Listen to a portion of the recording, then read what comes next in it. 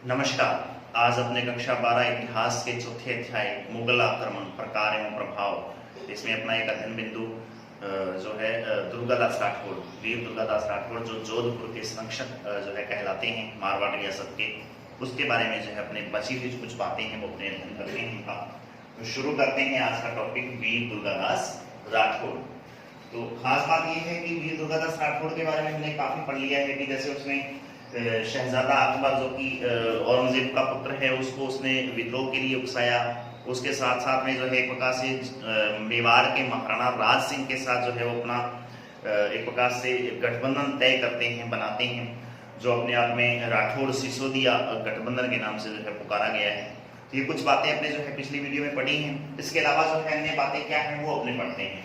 तो हुआ क्या, वीर दुर्गादास राठौड़ ने जैसे ही अकबर को अपने पक्ष में मिलाकर, शहजादा अकबर को अपने पक्ष में मिला के और औरंगजेब के विरुद्ध जो है विद्रोह करवाया, तो उसके बाद में औरंगजेब का ही एक अन्य पुत्र है आजम। उस आजम को जो है एक प्रकार से क्या है कि औरंगजेब इस दुर्गादास राठौड़ के पीछे लगाता है और इसको एक प्रकार से मारने का प्रयास किया जाता है। तो वहीं से अपने जो है शुरू करते हैं दुर्गादास को मारने का प्रयास। अब कैसे हुआ, किसने किया, ये अपने किसी बात याद करते हैं, इसको पढ़ते हैं किस तरीके से इसको मारने का प्रयास किया गया। तो 1701 ईस्वी में जो है क्या हुआ, 1701 ईस्वी की बात है ये। और जब जोधपुर में विद्रोह कर रहा है कौन, विद्रोह की संभावना बन रही है। 1701 ईस्वी में क्या हुआ कि विद्रोह की संभावना बन रही है और ये विद्रोह करने का प्रयास कौन कर रहा है, दुर्गादास राठौड़। इस विद्रोह की संभावना को देखते हुए क्या है, औरंगजेब ने अपने पुत्र, औरंगजेब का एक पुत्र है आजम, शहजादा आजम जिसको बोलेंगे, उस शहजादा आजम को जो है क्या है कि जोधपुर भेजता है और इसको मारने का प्रयास किया जाता है दुर्गादास राठौड़ को। आजम इसको गिरफ्तार करने ही वाला है, गिरफ्तार अभी करने वाला था, यानी करने से पहले क्या हुआ कि दुर्गादास राठौड़ को इसके बारे में पता चल जाता है कि गिरफ्तार कर रहा है और उससे पहले ही जो है एक प्रकार से क्या है कि दुर्गादास राठौड़ उसके रास्ते से हट जाता है, नहीं दूर हो जाता है, और जिस वजह से आजम जो है खाली हाथ वापस जो है क्या है कि अपनी एक प्रकार से राजधानी आगरा की ओर चला जाता है। तो इसका मतलब ये हुआ कि दुर्गादास को मारने का प्रयास किया जा रहा है। वजह क्या है, क्योंकि वो विद्रोह कर रहा है या विद्रोह की संभावना बन रही है एक प्रकार से जोधपुर में। इस वजह से दुर्गादास राठौड़ को जो है 1701 ईस्वी में गिरफ्तार करने या फिर मारने के लिए एक प्रकार से इस आजम को जो है शहजादा आजम जो कि औरंगजेब का पुत्र है इसको भेजा जाता है। लेकिन इसके गिरफ्तार होने से पहले ही जो है क्या है कि दुर्गादास राठौड़ को इसकी भनक लग जाती है और वो जो है एक प्रकार से जोधपुर रियासत से थोड़ा अलग हो जाते हैं और इस मामले से एक प्रकार से हट जाती हैं, जिस वजह से वो उसको गिरफ्तार करने से एक प्रकार से गिरफ्तार होने से बच जाते हैं वो। उसके बाद में क्या हुआ कि थोड़े ही टाइम में दुर्गादास राठौड़ और महाराजा अजीत सिंह, क्योंकि अब अजीत सिंह जो है प्रकार से जोधपुर का शासक बन चुका है, तो महाराजा अजीत सिंह जो कि जसवंत सिंह का पुत्र है, अजीत सिंह व दुर्गादास राठौड़, इन दोनों के बीच में अनबन हो जाती है किसी बात को लेकर के बीच अनबन, यानी किसी बात को लेकर कुछ गिले शिकवे जो है हो जाते हैं। और वो वजह क्या है, क्योंकि ये 1700 बात है, लगभग 1687 ईस्वी के आसपास की बात है ये, जब इनके बीच में अनबन हो रही है, जब वो एक प्रकार से आज शहजादा अकबर को जो है उसके खिलाफ भड़काता है और ये सारी बातें हो रही है। शहजादा अकबर जो है जान बचाने के लिए आपको पता होगा कि दक्षिण भारत की तरफ गया और उसके साथ जो है प्रकार से अजीत ये दुर्गादास राठौड़ है वो भी उसके साथ जाता है और उसके बाद में जो है शहजादा अकबर जो है वो ईरान की तरफ निकल गया और ये कुछ समय के लिए जो है प्रकार से उसी दक्षिण भारत में जो है प्रकार से रहता है। अब क्या हुआ, दक्षिण भारत से ये लौट रहा है, टाइम है लगभग 1687 ईस्वी के आसपास का। इस दौरान क्या हुआ, अजीत सिंह अज्ञातवास में रह रहा है। पारडी गांव है एक जो सिरोही केंद्र पड़ता है, उस पारडी गांव सिरोही में जो है क्या है कि अज्ञातवास में रह रहा था और इसी दौरान जो है क्या होता है कि अज्ञातवास से सन अप्रैल 1687 ईस्वी की बात है। अप्रैल 1687 ईस्वी में जो है क्या है कि इस पालड़ी गांव से अजीत सिंह अज्ञातवास में रह रहा था, लेकिन अज्ञातवास से क्या हो गया जी, अज्ञातवास से अजीत सिंह बाहर आता है, बाहर आया और क्या हो गया जी, सार्वजनिक हो गया। मतलब क्या हो गया कि सबके सामने एक प्रकार से वो एक राजा के तौर पे जो है वो आ गया है और पता लग गया है एक प्रकार से कि ये जीवित है और जो है क्या बन चुका है जी, अब जोधपुर का अगला शासक यही होगा। तो सार्वजनिक हो चुका है इस अज्ञातवास से वो, उस पालड़ी गांव से। अब उसने क्या रखा है जोधपुर इस दुर्गादास राठौर ने कि जब तक मैं ना बोलूं तब तक आप जो है प्रकार से अज्ञातवास में रहेंगे और मौका मिलते ही अपने आप को जो है प्रकार से सार्वजनिक किया जाएगा। लेकिन उसके ऐसा कहने के बावजूद, उसके रोकने के बावजूद भी जो है प्रकार से अजीत सिंह को जब राठौड़, अन्य जो सरदार जो कि इस दुर्गादास राठौड़ के विरोधी हैं, इन सब विरोधी सरदारों ने जो है इसको सार्वजनिक कर दिया है। और ऐसा होने पर जो है इसको बड़ा एक प्रकार से दुख हुआ, ये बड़ा व्यथित होता है। और उसकी इसी व्यथा के कारण जो है क्या है कि काफी समय तक जो है दोनों के बीच में अनबन रही, दुर्गादास राठौड़ और अजीत सिंह के बीच में। और अक्टूबर 1687 ईस्वी की बात है ये, अक्टूबर 1687 ईस्वी में जाके जो है दोनों के बीच की जो अनबन है वो दूर हो पाती है। और एक गांव है यहाँ पर भीम रलाई, ये बहुत महत्वपूर्ण गांव है। जोधपुर में जो है भीम रलाई नाम का एक गांव है। इस भीम रलाई गांव में जो है दोनों इकट्ठे होते हैं, अजीत सिंह और दुर्गादास राठौड़, और दोनों ने जो है एक दूसरे के साथ जो गिले शिकवे हैं कि वो नाराज है एक प्रकार से दुर्गादास राठौड़ से, क्योंकि कहने के बावजूद भी अजीत सिंह जो है एक प्रकार से ज्ञात संवाद से बाहर आ रहा है।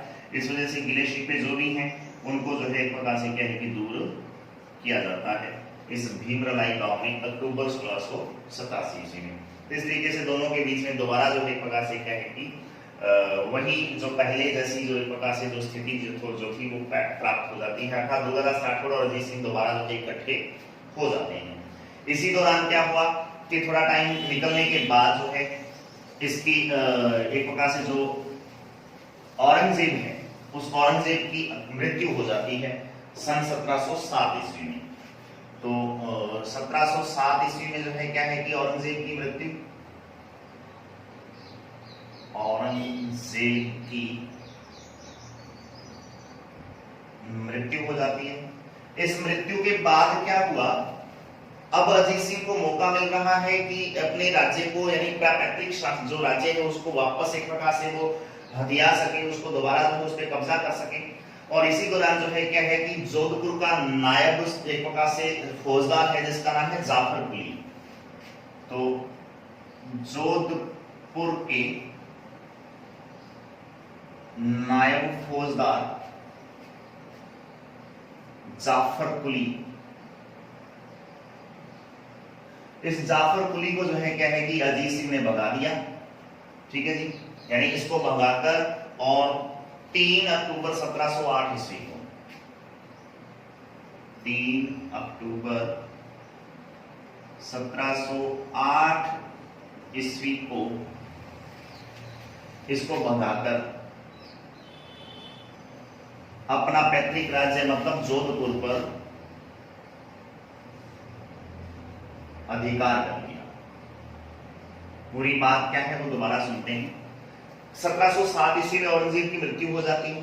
इसकी मृत्यु के बाद में जो जोधपुर का नायब फौजदार जो उसने नियुक्त कर रखा था औरंगजेब ने, जाफर कुली, इस जाफर कुली को जो है क्या हुआ कि 3 अक्टूबर 1708 ईस्वी को महाराजा जो अजीत सिंह जो था, उस अजीत सिंह द्वारा जो है इसको भगा दिया गया। और भगाने के बाद में जो है जोधपुर का जो पैतृक राज्य जो है प्रकार से जो इस अजीत सिंह का, जो इसके पिता और इसके जो है आगे इसके वंश जो है प्रकार से पूर्वजों द्वारा जो उसको रियासत, मारवाड़ रियासत के नाम से उसको जो शासित किया जा रहा था, उस जोधपुर राज्य पर जो है इसने दोबारा क्या कर लिया है जी, 3 अक्टूबर 1708 ईस्वी को वापस अधिकार कर लिया है। इस जो है युद्ध को एक प्रकार से सांभर युद्ध या सांभर विजय के नाम से जो है पुकारा जाता है। ये सांभर विजय के नाम से जो है प्रकार से इसको याद रखेंगे कि इसको पुकारा जाता है। अब क्या हुआ है कि इस सांभर विजय के बाद में क्या हुआ कि सांभर विजय के बाद दुर्गादास ने अपनी सेवा में रहने वाले जितने भी जो एक प्रकार से सरदार हैं और अपनी सेना सहित सभी सरदारों को आगे लेके होते एक अलग से जो एक प्रकार से डेरा बनाने का प्रयास किया। अब इस विजय के बाद पूरी बात क्या है वो ये है कि इस विजय के बाद दुर्गादास राठौड़ ने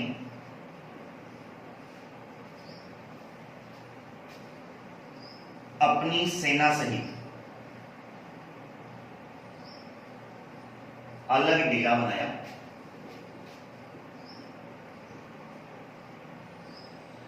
अब अजीत सिंह चाह रहा है कि एक प्रकार से क्या है कि ये दुर्गादास राठौड़ अलग न रहे, लेकिन दुर्गादास राठौड़ से अलग क्यों है? क्योंकि उसके विरोधी सरदार एक प्रकार से अजीत सिंह के पास चले जा चुके हैं, इस वजह से वो उससे अलग हो जाता है। अजीत सिंह ने उससे अपनी ही मिसल में यानी इकट्ठी मिसल का मतलब होता है एक प्रकार से सरदारों की जो पंक्ति है, मिसल का मतलब है कि आप अलग न रह के जो है सारे सरदारों की जो इकट्ठी पंक्ति है उस पंक्ति में आके मिसल कीजिए, यानी एक प्रकार से ये अपना डेरा कीजिए। ये एक प्रकार से अजीत सिंह ने इसको ऑफर दिया, लेकिन वो जो है एक प्रकार से क्या है कि डेरा करने के लिए जो है वो मना कर देता है।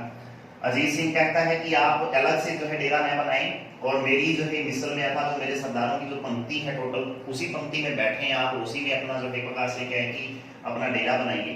लेकिन अजीत सिंह की इस जो है ऑफर को नकार देता है और मना कर देता है। दुर्गादास राठौड़ जो है इस बात को मना कर देता है और नहीं मानता है। इस बात को लेकर जो है क्या हुआ कि दोनों के बीच में फिर नाराजगी होती है और नाराज अजीत सिंह ने दुर्गादास राठौड़ को निष्कासित कर दिया, मतलब अपने राज्य से निकाल दिया है, देश निकाला जिसको अपने बोलते हैं। दुर्गादास राठौड़ को जो है क्या कर दिया है जी, निष्कासित उसने कर दिया है। अब इस वजह से क्या है कि दुर्गादास राठौड़ अब जोधपुर रियासत को छोड़ देता है और मेवाड़ में चला जाता है। मेवाड़ के महाराणा उस समय अमर सिंह द्वितीय जो है प्रकाश मेवाड़ का महाराणा है, अमर सिंह द्वितीय। इस अमर सिंह द्वितीय की शरण में चला जाता है, की सेवा में चला गया। दोबारा सुनते हैं। मिसल में एक प्रकार से सरदारों की जो पंक्ति है उसमें उसने आने के लिए कहा अजीत सिंह ने, लेकिन ये नहीं मानता है, मना कर देता है और ऐसा करने पर अजीत सिंह नाराज होता है और फिर दुर्गादास राठौड़ को अपने राज्य से निष्कासित कर दिया जाता है। और दुर्गादास राठौड़ जो है नाराज होकर मेवाड़ के महाराणा अमर सिंह द्वितीय की सेवा में चला जाता है। और अमर सिंह द्वितीय की जब सेवा में वो गया है तो उस दौरान जो है क्या है कि ये बुलाने का प्रयास करता है अजीत सिंह इसको, लेकिन बुलाने पर वापस वो आता नहीं है। यानी एक प्रकार से अजीत सिंह को जो है उसने एक प्रकार से त्याग दिया है, उसको छोड़ दिया है और वो नाराज है उससे और वापस वो कभी नहीं आया। उसके बाद में क्या हुआ कि अब इसका अंतिम समय नजदीक है इस दुर्गादास राठौड़ का, तो अंतिम समय में क्या इसके साथ जो है घटित होता है उसके बारे में अपनी जो है बात करते हैं। अब दुर्गादास राठौड़ का अंतिम समय है, क्या हुआ खास बात, तो महाराणा अमर सिंह द्वितीय ने दुर्गादास को विजयपुर की आजादी दे दी। तो विजयपुर एक जो है प्रकार से क्या है कि मेवाड़ रियासत का एक ठिकाना है, उस विजयपुर की जागीर एक प्रकार से इसको दे दी गई। ठीक है जी, इस दुर्गादास राठौड़ को अमर सिंह द्वितीय द्वारा दी गई है ये। ठीक है जी, और इसके बाद में क्या हुआ कि उसको 500 रुपए डेली यानी रोज के रोजाना जो है उसको 500 रुपए भी देना स्वीकार कर लिया। अर्थात एक तो जो है विजयपुर की जागीर दे देगी और उसके साथ साथ में 500 रुपए रोजाना उसको जो है एक प्रकार से घर खर्च कह लो या उसका पर्सनल जो एक प्रकार से खर्च के लिए उसको 500 रुपए रोजाना के लिए उसको कर दिए गए कि आपको ये दे दिए जाएंगे हमेशा के लिए। और बाद में क्या हुआ कि एक और अन्य जो है गांव है या एक ठिकाना है जिसका नाम है रामपुरा, यानी अंतिम समय में भी जो बिल्कुल इसका अंतिम समय आ रहा है तो उस समय रामपुरा की जागीर जो है एक प्रकार से रामपुरा का उसको हाकिम बनाया गया। हाकिम का मतलब है एक प्रकार से जो न्यायाधीश अपने बोल सकते हैं इसको। तो रामपुरा रियासत या रामपुरा जो ठिकाना जो था उसका इसको रियासत बनाया गया, जो एक प्रकार से हाकिम बनाया गया और यहीं पे रहते हुए यानी हाकिम बनाया है जब इसको रामपुरा का, तो ये रामपुरा उज्जैन के आसपास वाले क्षेत्र मध्य प्रदेश में पड़ता है। तो यहीं पे रहते हुए उज्जैन के अंदर जो है उसकी क्या हो गई जी, उज्जैन में 22 नवंबर 1718 ईस्वी को दुर्गादास राठौड़ की